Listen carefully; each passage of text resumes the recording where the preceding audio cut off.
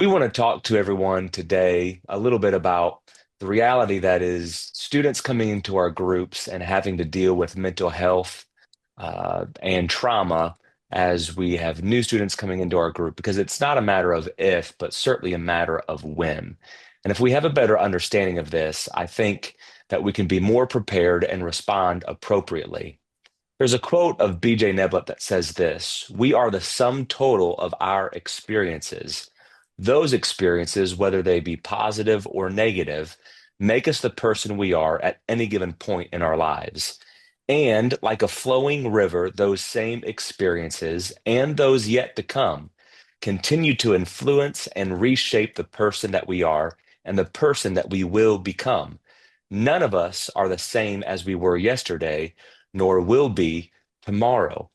Who we are today and the students that we will experience in our groups, they have been determined by what they have experienced yesterday, and they will become tomorrow what will be determined what they experience today." I think that if we have the understanding that students have dealt with trauma in their past, if we're well prepared for that, then we can shift their future trajectory and that flow, like Neblett talked about in that quote. And if we're well prepared, we can influence their path moving forward. And so our responsibility is to understand where students are, what they have dealt with, and effectively lead them to Jesus Christ. And so, since we are going to be dealing with students that have trauma, Allison, I want you to talk to us a little bit about what that looks like. Set the stage for us, define what trauma is, and discuss how we can help identify what students are dealing with trauma. Sure. So in the 1990s, the CDC and Kaiser Permanente, they did a study and they wanted to look at the connection between childhood trauma and health consequences of these adverse childhood experiences. So they use this acronym that we call ACE. The research looked at the top 10 most common childhood traumatic experiences, and these traumas are known as toxic stress. So the 10 factors include psychological abuse, physical abuse, sexual abuse, emotional abuse, physical neglect, a loss of a parent, whether that's through death and abandonment or even divorce, a mother that was treated violently in the home, mental illness in a parent or just in the home in general, criminal behavior in the household, and then also emotional neglect. So they screened thousands of participants, and for each factor that was present, they got 1 point. And the research was fascinating because what the research discovered was this: that A scores are extremely common. 67% of participants had at least one A score, and 12.6%, which is 1 in 8, had 4 or more A scores. So for a person with an A score of 4 or more, we know the risk of depression is 4.5 times that of a person with an A score of 0. And those with an A score of 4 or more, we know that they are 12 times more likely to have suicidal thoughts. So understanding trauma and these negative childhood experiences is really important because it is probably more common than we want to admit. We also know that early exposure to trauma or this toxic stress, it affects certain parts of the brain. So one part of the brain is the nucleus accumbens, which is the pleasure and reward center of the brain. And it's also implicated during substance dependence. So this area of the brain, it inhibits this prefrontal cortex, which is necessary for things like impulse control and executive functioning. And in an MRI scan, it shows that toxic stress, it actually makes measurable differences in the amygdala of an individual, which is the brain's fear response center. So to just kind of give you an example of how this works in the brain, imagine that your amygdala is a gas pedal and your prefrontal cortex is the brake. What trauma does to a child is it makes the amygdala, the gas pedal, overly sensitive, super easy to press, easy to go really, really fast. And it also basically disables the braking mechanism. So there are real neurological reasons why those who have been exposed to trauma are more likely to engage in risk-taking behavior. So now that we know what trauma is and how can it affect an individual, what does that mean for our student ministry? Well, as you mentioned, Garrett, it's not what if someone comes in with a high A score into my student ministry? It's when, what do I do when a student comes into my student ministry that has a significant A score? So, in a group of 25 students that you see on a Wednesday night, statistically, there are probably three of those who have an A score or four or more. And if you're a student pastor, you probably can name a few of those and you're thinking of them right now. So the truth of the matter is that some of these kids are very obvious, but others we might not even have a clue about. So it is so important that we understand not just trauma, but what do we do with kids that have these A scores that walk into our classrooms on Wednesday nights, that show up at our youth group, that want to go on these trips? And I want to encourage someone that there are steps that we can take to help these students. So I want to hand it off to Ellerie and talk a little bit about the importance of relationship, what we can do with these students, as well as what are some steps that we can take, some practical application that we can have to really help work with these students. Us as ministers, we can kind of feel this tension of, okay, now I hear this information, I see this in my students. What am I supposed to do about it? And the truth is you're not called to be their counselor. You're not even called to be their parent or anything like that, but you can make an incredible difference in each of your students' lives. The most important thing that we can offer students is a healthy relationship, a healthy and safe relationship. The more we learn about the brain, the more we see that we can learn cognitively through logic, through information, but especially for students and adolescents who have experienced trauma, the most important thing that we can offer them is that context of relationship. So they have to experience something different than they've experienced before in order for them to learn. So their core beliefs, their worldview, the way they see the world, the way they see God, that can really only be changed when they are experiencing that knowledge in the confines of a relationship that's very safe.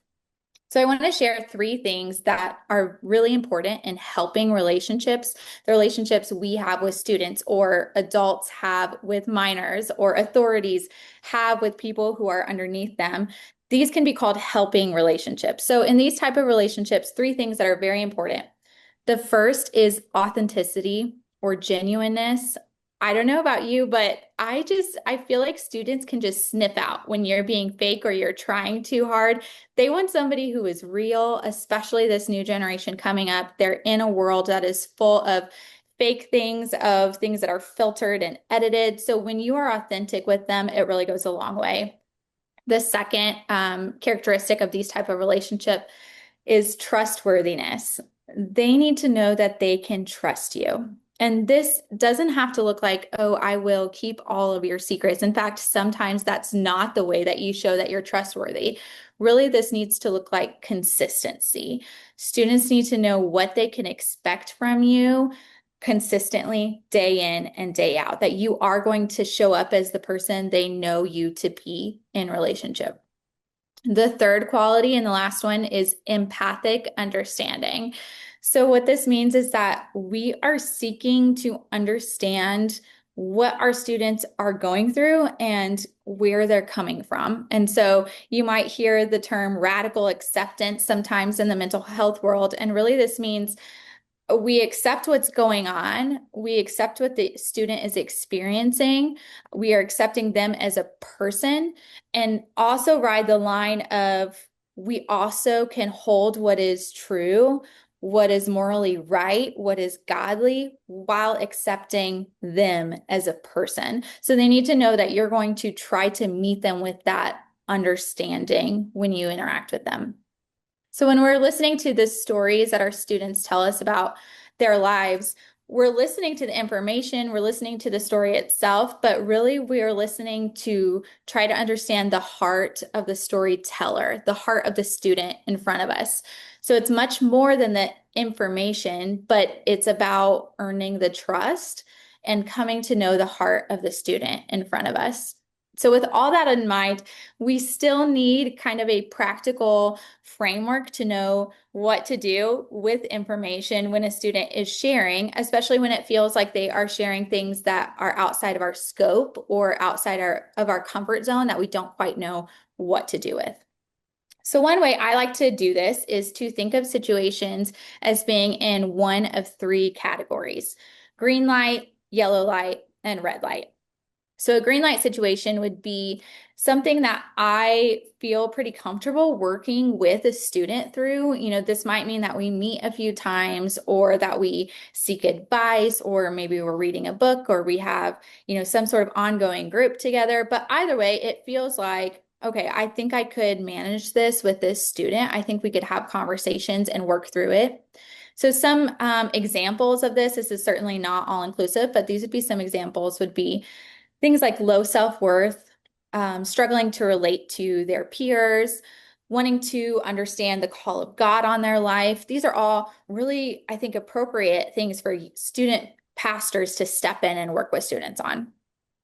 Yellow light, these would be situations in which maybe I feel comfortable having the first conversation with them and maybe even ongoing conversations, but I also know that we need to have some additional support involved. I can't be the only one working with a student on these type of things. So this would be things such as pornography addiction, maybe longer term anxiety or depression, or ongoing panic attacks, where some help additionally besides you would be really impactful.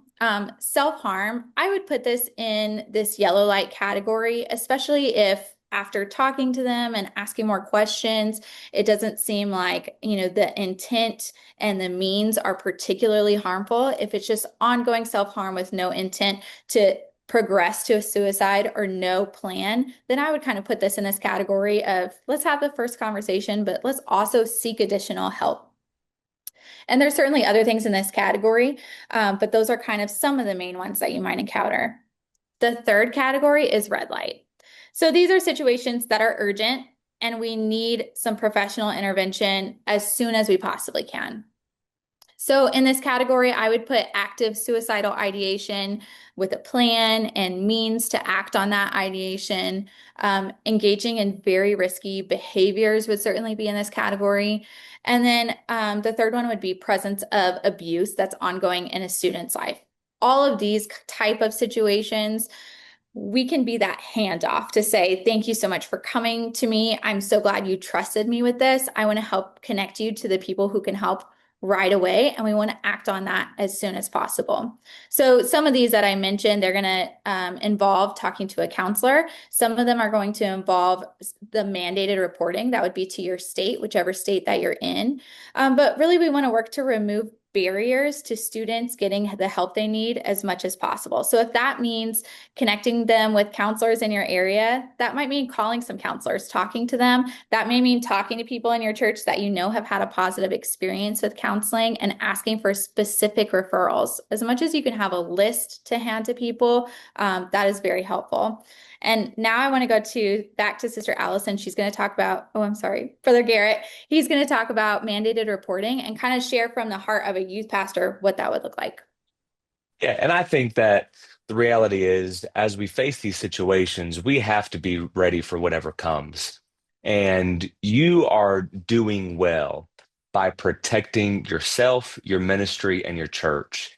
And when there's a situation where you might even think that, is this something that I have to report? It might be something that you have to report. And so don't delay, but know the laws in your state. You can, of course, consult with Safe Church, the UPCI resource, to talk through that. But it is better to report than not to report. It protects you, it protects your ministry, it protects your local church, and it protects the organization. So definitely shore yourself up on what that looks like in your specific area. Uh, Great conversation. And the reality is, I think that to be effective in our ministry, we must understand where students' behavior is coming from.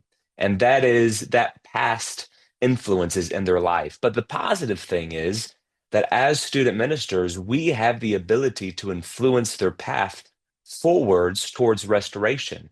Our responsibility is to understand where students are, but then ultimately lead them to Jesus Christ. And so, what can I do every single time I interact with students to serve as a positive experience for hurting students that have experienced trauma that will redirect their life towards the plan that God has for them? I want to close with a study. It was a meta-analytic study that was completed by Gabriele Prati and Luca Pietrioni. And that study examined results from over 103 studies. And their goal was to take a very scientific approach and look at the data and statistics to determine significant factors of post-traumatic growth. How are people doing after trauma happened? And with respect of what was discussed here on this call, in the lives of students with high ACE scores and students that you have noticed their behavior with that green, yellow, and red light method, now that the dust has settled, they look to see who is growing and who is thriving. And within this meta-analytic review were studies completed by every type of institution that you could imagine. And they all focused on the role of optimism, social support, and coping strategies as factors for growth after trauma. And that's really what we are trying to do as student ministers. Without spending too much time on the full outcome of this review, I'll get straight to the punchline that Prati and Pietrioni found that positive spiritual coping emerge as the strongest predictor for healthy growth post trauma. So, what does this mean? It means that student ministers, what you are doing on a weekly basis matters. You are redirecting the waters once again to influence and reshape the lives of students walking in and out of your ministry that have trauma in their past. And because we create an environment every single week, every time we interact with students, that is a spiritual interaction, those positive spiritual coping mechanisms are the strongest predictor for growth post trauma.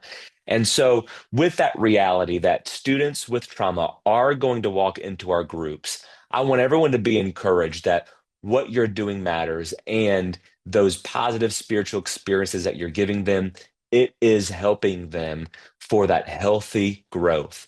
And so now is the time to take it upon yourself to tap into every single resource. I know that the UPCI Youth Ministries is working hard every single day to put out resources in the hands of student leaders, especially on this topic. Be looking for more that are coming out.